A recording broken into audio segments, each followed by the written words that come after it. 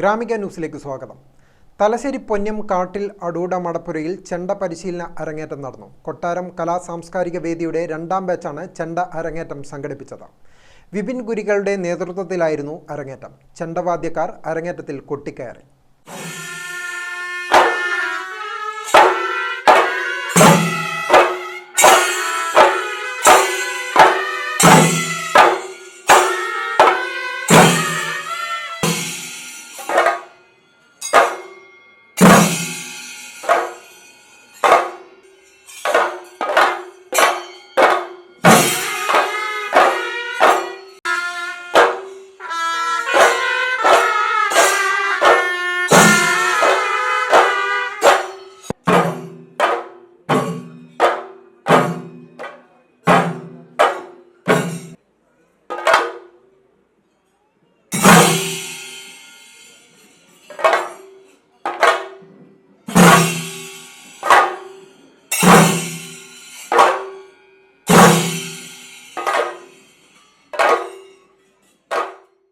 Panoor block panchayat വികസന standing committee chairman Ramesh Kandoth ഉദ്ഘാടനം ചെയ്തു. നമ്മുടെ അന്യം നിന്നുപോയ പൈതൃകത്തെ, സംസ്കൃതിയെ തിരിച്ചുപിടിക്കുന്നതിന് വേണ്ടിയുള്ള ഒരു വലിയ ചുവടുവെപ്പായിട്ടാണ് ഞാൻ ഈ ചടങ്ങിനെ കാണുന്നത്.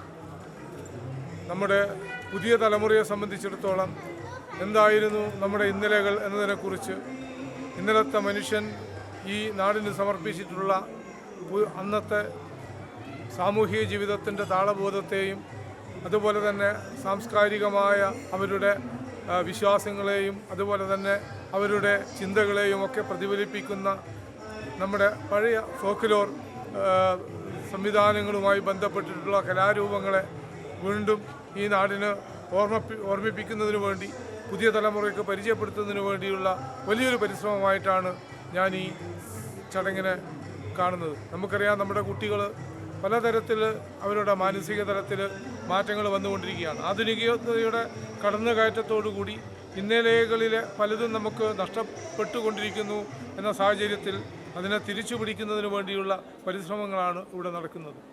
ഇന്നത്തെ പഠന സംവിധാനത്തിനകത്ത് നമുക്കറിയാം, നമ്മുടെ പഴയ പാരമ്പര്യത്തിൻ്റെ പലതും ഉൾവലിഞ്ഞു പോയിക്കൊണ്ടിരിക്കുന്ന ഒരു സാഹചര്യത്തിൽ ഇന്നലെകളെ കുട്ടികളുടെ മുന്നുകളിൽ എത്തി നിൽക്കുന്നതിന് വേണ്ടിയാണ് ഇന്നിവിടെ 13 കുട്ടികൾ അരങ്ങേറ്റം കുറിക്കുകയാണ്.